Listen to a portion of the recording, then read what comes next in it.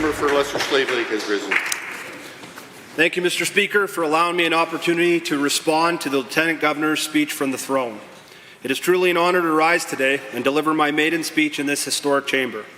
Mr. Speaker, it's especially an honor to do so with so many of my family and friends here in attendance, but also the tens of millions of people I'm sure are watching at home. My name is Scott Gordon Real Sinclair, and I'm the MLA from Lesser Slave Lake and the 980th member of the Legislative Assembly of Alberta. Mr. Speaker, I'm also the first Indigenous member of the UCP to get elected to this great House.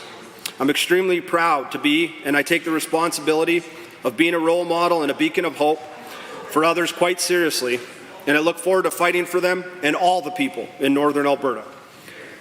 I would like to take a moment and congratulate my two other Indigenous colleagues across the aisle for their election wins as well.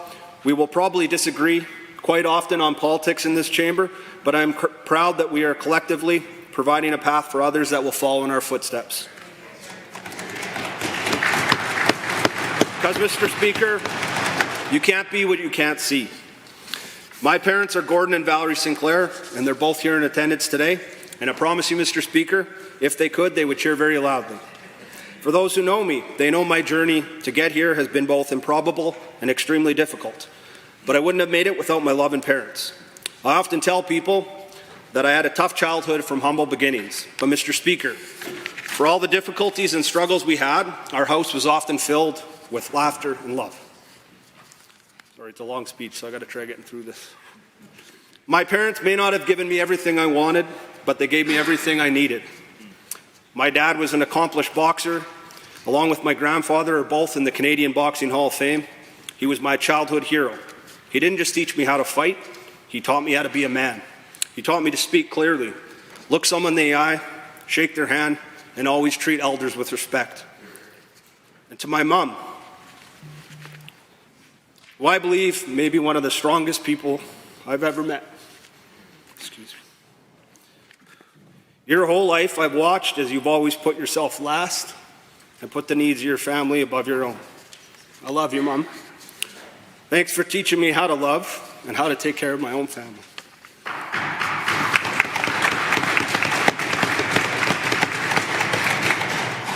Mr. Speaker, the amazing people of Lesser Slave Lake are no stranger to adversity either. I always have been and continue to be proud to call Slave Lake my home. Even this year, during wildfire season, I was again reminded of why Northern Alberta is one big small town. Mr. Speaker, I witnessed firsthand the compassion and care that folks in our community have always and continue to demonstrate to protect not just their homes or livelihoods, but their neighbors as well. I watched frontline workers risk their lives all day for strangers they will never meet, and then volunteer to put together cots or deliver food or toys at night as well. Because they look out for each other, Mr. Speaker. That is why it makes it such an easy riding to represent. I also believe it's why they chose me to be their MLA. We share the same values. We try hard. We care about each other. My hope is that when everyday Albertans hear me speak, they hear a little bit of themselves. Or when they see the way I treat people, they see a little bit of themselves. Because it's not just what you say, it's how you make people feel when you say it. Every day I wake up with this naive idea that I can make a difference in someone's life, or quite simply, be a reason they laugh or smile. Mr. Speaker, what the people of Lesser Slave Lake ask for in return, it is not a thank you or a reward, but to be treated both fairly and equitable to our fellow Albertans to the south of us in the cities. The North remembers, Mr. Speaker, and we believe our roads need to be safer and infrastructure needs to be better to balance the amount of revenue that we contribute to our great province. An easy example of this is, of course, Highway 88. This is an important economic corridor, a popular highway used to transport both our natural resources and, more importantly, our families and essential workers. Mr. Speaker, I've heard people say that the Clearwater regions is one of, if not the, most profitable oil plays in North America, and my constituents are very grateful for all the jobs and opportunities that it continues to provide folks in and around our communities. But, Mr. Speaker, we feel Highway 88 is long overdue for a much-needed upgrade. After all, a life in Northern Alberta is worth just as much as a life in Edmonton or Calgary. Mr. Speaker, another of the major challenges the people of Lesser Slave Lake face is affordability. brought on by the ridiculous inflationary practices of the Liberal NDP alliance. I believe it's worth mentioning the incredible failure of the federal government and our Prime Minister on this issue. But, Mr. Speaker, we shouldn't be surprised Justin Trudeau doesn't understand affordability. He grew up in the lap of luxury. He's never had to make some tough decisions regular Albertans are being forced to make because of their cost-on-everything carbon tax. Contemplating, deciding between hockey equipment and mortgage payments, between braces or utilities, or perhaps even between groceries and medication. But, Mr. Speaker, our UCP government will continue to fight for Albertans and ensure this Prime Minister stays in his own lane and stays out of our way. We will continue down a path of sustainable economic growth and untap and embrace all of the potential this beautiful province and its people have to offer. Mr. Speaker, I understand that Justin Trudeau was even given a traditional Indigenous Sarsi name, which meant one who keeps trying. Well, after 8 years of empty promises and photo ops, I'd like to quote one of my favorite leaders, the wise and powerful Master Yoda. Do or do not, there is no try. Our government believes in not just reconciliation, but reconciliation. I'm very proud of the work the Premier, the Minister of Indigenous Relations have done and meaningful progress for Indigenous people, including tripling the AIOC budget from roughly $1 billion to $3 billion. The best is yet to come, and I'm excited to be a part of a government that doesn't just talk about these things, it follows through on them.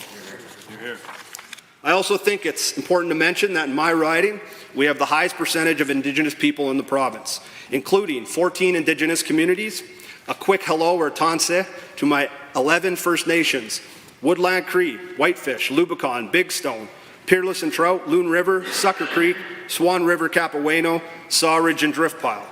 A quick hello. Thank you. A quick hello as well to the 3 Métis settlements, East Prairie, Peavine, and Gift Lake. Mr. Speaker, Lesser Slave Lake is one of the most diverse areas in our great province. We're proud to be considered oil and gas country, but we also have forestry, agriculture, and tourism, just to name a few. But I cannot mention my riding without giving a shout out to its amazing group of small businesses and nonprofits. These people often wear many hats, Mr. Speaker, not because they want to, but because they have to. I would also like to thank Mayor Frankie Ward from the town of Slave Lake, the High Prairie Town Council, the MD of Lesser Slave River, the MD of Opportunity, and the MD of Big Lakes County. I've often repeated the age-old phrase, it takes a village to raise a child, because Slave Lake was that village, and I was that child. So much to the chagrin of the people in this chamber, I'm going to rattle off as many names of my village that I can, because I want to share my election victory with all of them. Sean Gramlich, my brother-in-law and oldest friend, and the single biggest reason everyone here must put up with me for a minimum of 4 years, and thank God for the green phone. My mother-in-law, may she rest in peace.